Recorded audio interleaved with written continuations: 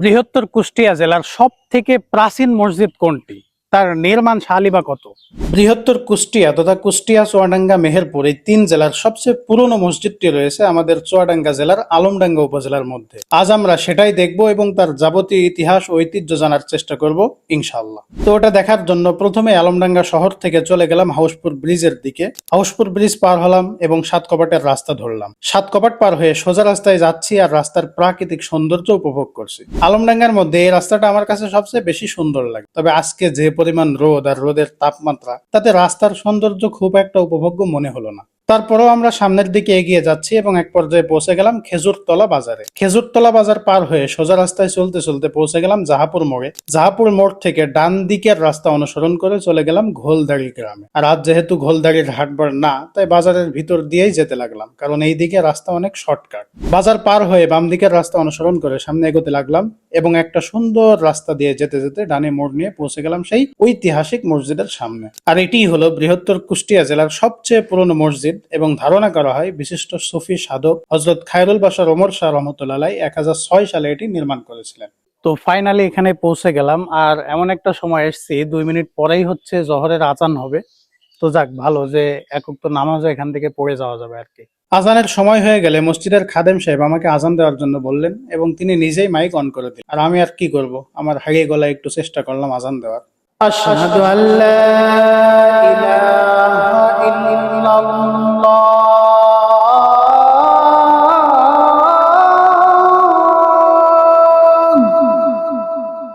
তো 1000 বছর আগের একটা মসজিদে আজান দিতে পারা, এটা অনেক বড় সৌভাগ্যের একটা ব্যাপার। এবং এখন যেহেতু এই মসজিদের আশেপাশে কোনো জনবসতি নেই, এজন্য এখানে আজান দেওয়ারও ওইভাবে নির্দিষ্ট কোনো লোক নেই এবং নামাজে মুসল্লিও ওইভাবে হয় না।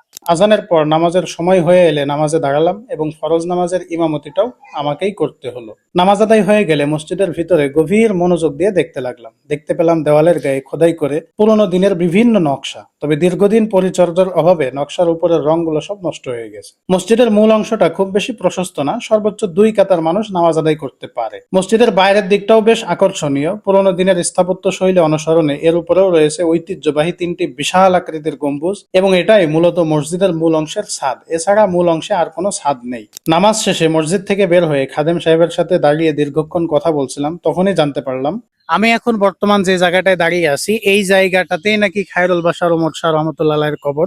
ইতিহাসের সময়কালটা যদি আমরা লক্ষ্য করি তাহলে দেখতে পাবো যে এই মসজিদটার নির্মাণ সাল হচ্ছে 1006 সাল এবং আমাদের বাংলাদেশ তখন যেটা নদিয়া জেলা ছিল সেটা মুসলমান শাসন শুরু হয়েছে হচ্ছে 1204 সালে। ইখতিয়ারউদ্দিন মোহাম্মদ বিন বখতিয়ার খিলজি যখন লক্ষণ সেনকে পরাজিত করে, তারপর থেকেই মূলত এই অঞ্চলে মুসলমানদের বসতি শুরু। তো মুসলমানদের বসতি শুরু হওয়ারও প্রায় 200 বছর আগে এই অঞ্চলে একটা মসজিদ প্রতিষ্ঠা করে ফেলা, যখন এই অঞ্চলটা হিন্দু রাজাদের অধীনে ছিল এবং হিন্দু রাজারা মুসলমানদের ব্যাপারে চরম ক্ষিপ্ত ছিল এবং মুসলমানদেরকে সহ্যই করতে পারতো না। তো এইরকম একটা পরিবেশের মধ্যে, এরকম একটা পরিস্থিতির মধ্যে, এইরকম একটা সময়কালে এই ধরনের একটা মসজিদ নির্মাণ করতে পারা, এটা অত্যন্ত সাহসিকতার একটা কাজ এবং অত্যন্ত সাধুবাদ পাওয়ার উপযুক্ত একটা কাজ। এর থেকে আমরা বুঝতে পারি যে আসলে ইসলাম ধর্মের প্রতি তাদের কি পরিমাণ ভালোবাসা ছিল এবং ইসলাম ধর্মের জন্য তাদের কি পরিমাণ ত্যাগ তিতিক্ষা ছিল। তো আমরা দীর্ঘ সময় মসজিদটিকে বিভিন্ন অ্যাঙ্গেল থেকে দেখলাম, মুগ্ধ হলাম এবং দেখা শেষ হয়ে গেলে বাড়ির পথ ধরলাম। তো আশা করছি ভিডিওটি আপনাদের ভালো লেগেছে। ইনশাল্লাহ দেখা হবে পরবর্তী কোনো ভিডিওতে। ততক্ষণ আল্লাহ হাফেজ।